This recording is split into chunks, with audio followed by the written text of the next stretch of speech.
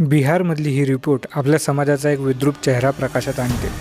येथील ऑर्केस्ट्राच्या आडून सुरू असलेल्या मानवी तस्करीच्या रॅकेटला दैनिक भास्करच्या पत्रकार महिमा सिंग यांनी उजेडात आणलं.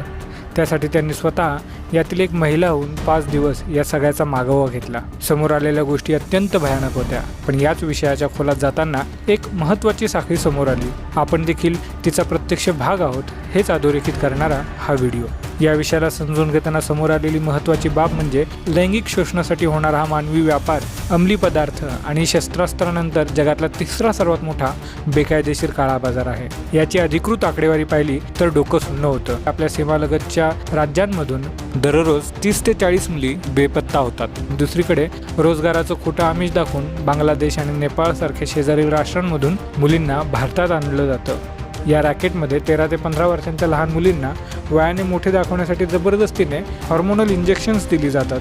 त्यांना बळजबरीने गरोदर ठेवून त्यांच्या पोटी जन्माला येणारी कोवळी बाळं बाजारात लाखो रुपयांना विकली जातात. यंत्रणा याला रोखू शकत नाही असं मुळीच नाही, पण आपण याला रोखू देत नाहीत. कसं?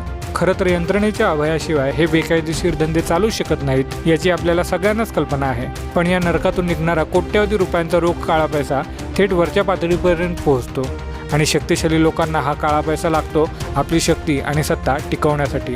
इथे आपण त्याचा भाग होतो. निवडणुकीच्या रात्री पक्षांकडून दिले जाणारे 1000-500 रुपये हे अशाच काळ्या पैशातून येतात. तेव्हा कोणते सफेद कायदेशीर पैसे लावले जात नाहीत. आपण घेतलेली ती एक नोट या नराधमांना पुढील 5 वर्ष मुलींची तस्करी आणि अनेक बेकायदेशीर कामं करण्याचं लायसन्स देऊन जाते. आपण म्हणतो नेते आणि सिस्टीम्स भ्रष्ट आहेत, पण समाज म्हणून आपणही या पापाचे वाटेकरी बनतो. जोपर्यंत आपण आपली मतं विकणं बंद करत नाहीत तोपर्यंत हे थांबवणारी यंत्रणा सत्तेत येणं अशक्य. हे लक्षात घेणं काळाची गरज आहे.